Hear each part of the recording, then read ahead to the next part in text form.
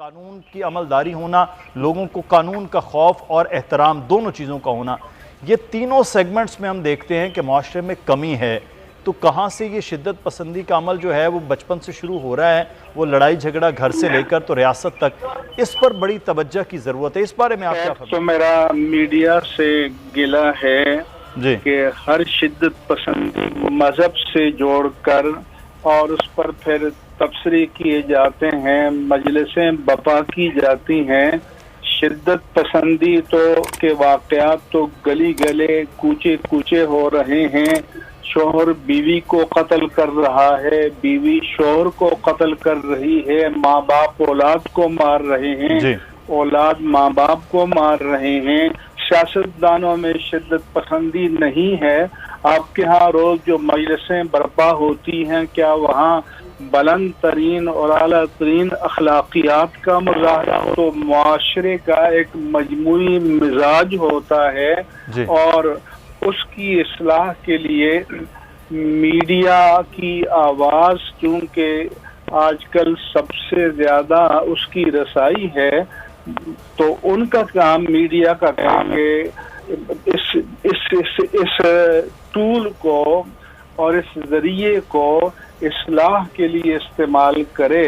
لیکن میڈیا کی بھی رونق کہ انتشار کو ہوا دی جائے، دنیا پر یہ ثابت کیا جائے کہ سب سے نالائق قوم پاکستان میں ہیں، ساری دنیا کی خرابیاں پاکستان میں ہیں۔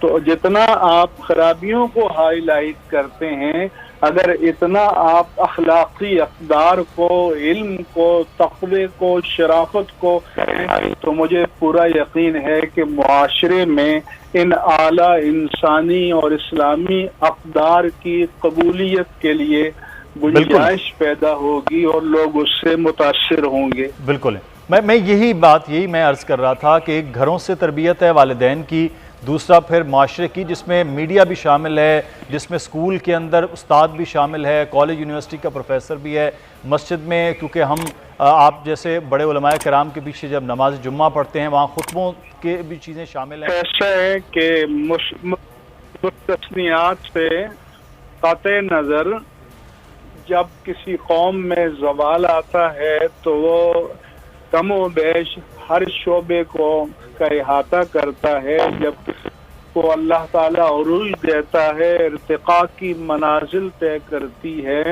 تو پھر اس میں اچھائیاں ہر شعبے پر اثر انداز ہوتی ہیں۔ اس کے لیے ایک کلیکٹیو ایفرٹ اور اجتماعی مساعی کی ضرورت ہے، جس میں سب سے زیادہ ذمہ داری تو حکومت وقت کی ہے اور علماء کی بھی یقیناً ذمہ داری ہے کہ منبر رسول کو اور مسند درس کو اس کے لیے استعمال کیا جائے۔ مگر کوئی پسند جو الیکٹرانک میڈیا ہے، چاہے مین اسٹریم ہو یا سوشل میڈیا ہو، اس کی ریچ سب سے زیادہ ہو چکی ہے، اور بے اعتدالی بھی سب سے زیادہ اسی شعبے میں ہو رہی ہے۔ قطع کلامی کی معافی میں چاہوں گا، نذیر لغاری صاحب سینئر صحافی ہمارے ساتھ موجود ہیں، آپ سے سوال چاہ رہے ہیں۔ جی لغاری صاحب۔ مفتی صاحب، میری انتہائی عاجزانہ گزارش ہے کہ کسی بھی شخص کی جس پر جو بھی الزام لگایا گیا ہو، کیا ریاست اس کا مواخذہ نذیر لغاری صاحب، حضور والا، آپ بہت سینئر ہیں اور میری اگر ابتدا سے گفتگو آپ نے سنی ہے تو یہ میں کہہ چکا ہوں کہ یہ ہجوم کا، موب کا کام نہیں ہے کہ وہ ہاتھ میں لے، یہ قانون نافذ کرنے والے اداروں کا کام ہے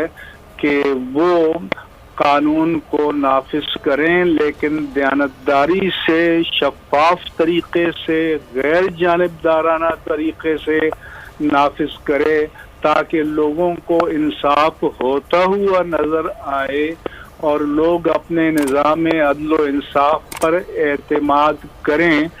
کیا آپ سے زیادہ کون جانتا ہے کہ حال ہی میں جو دنیا میں عدل کی ایک فہرست مرتب کی ہے، تو سب سے زیادہ ناقص نظام عدل 130 دیا گیا ہے اور اس میں پاکستان کا نمبر آخر سے 124، اس کے معنی 124 یا 26 ہے۔ اس کے معنی یہ ہے کہ دنیا میں جو بدتر یا ناقابل اعتماد عدل کا نظام ہے اس میں ہمارا 5واں نمبر ہے، تو ہمیں پھر اس پر سوچنا ہوگا اور اس طرح کی مثالیں موجود ہوں گی کہ ماضی میں ہمارے ہاں کس طرح سے فیصلوں میں جانبداری صراحتاً نظر آتی رہی ہے۔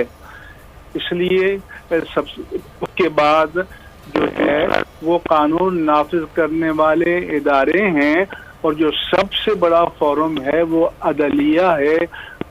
کاش کہ ہمارا نظام عدل دنیا میں اعلیٰ معیار کو ہو، نمبر اول قرار پائے، اور ہم یا کوئی بھی کسی بھی شہری کے مفاد میں نہیں ہے کہ لوگ میدان میں آئیں اور قانون کو ہاتھ میں لیں۔